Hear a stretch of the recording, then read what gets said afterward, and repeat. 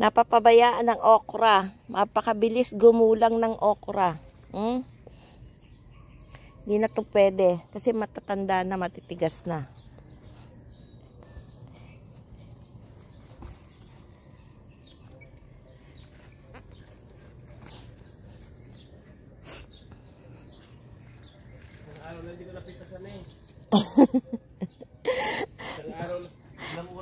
Tuwang-tuwa nga nang dumating sa bahay. Nanay, tignan mo yung okra, kaya haba-haba. Sabi niyang ganoon, halos isang dangkal, sabi niyang ganoon. Sabi ko, naku po, ba't mo pinitas yan? Iyan ni magulang na.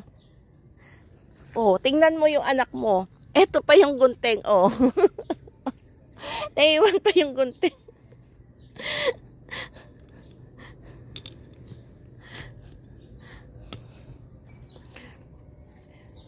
Eto, tulad dito, oh.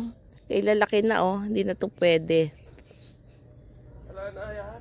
Magkulang na, binhiin na nga yan. Binhiin na lahat yung mga okra. Tataniman ko lang ng okra ito. Pambinta. Wala na, hindi na to. Akala niya siguro parang talbos lang yung okra. Na pag kinuhanan mo siya ng bunga, magkakaroon uli ng bunga. Hindi alam na pag kinuhanan mo minsan, yun na yun, wala nang kapalit. Maliban na lang kung mayroong pambulaklak yung puno.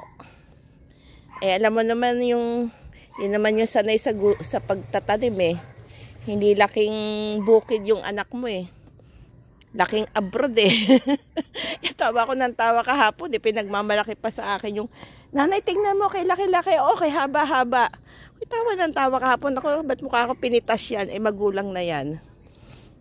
Madami halos 1 kilo yata yung pinitas na kay gugulang.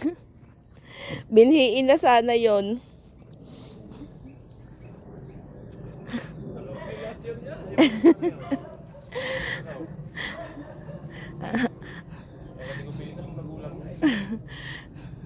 Ala na, magugulang na lahat yung bunga ng okra. Pag nabinhi, magtatanim uli ng bago.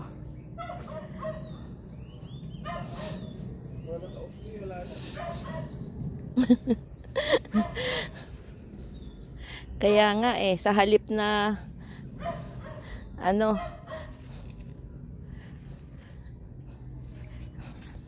na mapagalitan mo natawa pa ako napaka-inosente sa pagtatanim Yung kalamansi, tignan mo, mababa. Hindi siya lumaki. Nadadaganan yata ng mga ibang mga halaman. Pero meron na siyang bunga, Kaya lang hindi siya lumaki.